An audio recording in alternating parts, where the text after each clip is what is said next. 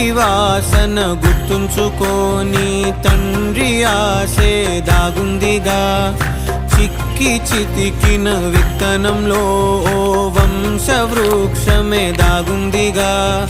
తరతరాల చెమట చుక్కలు లాల పోసెను భూమికే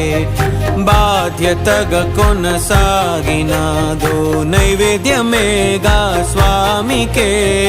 పేగు బంధమే ఊరికున్నది తెలుసుకుంటే స్వర్గమే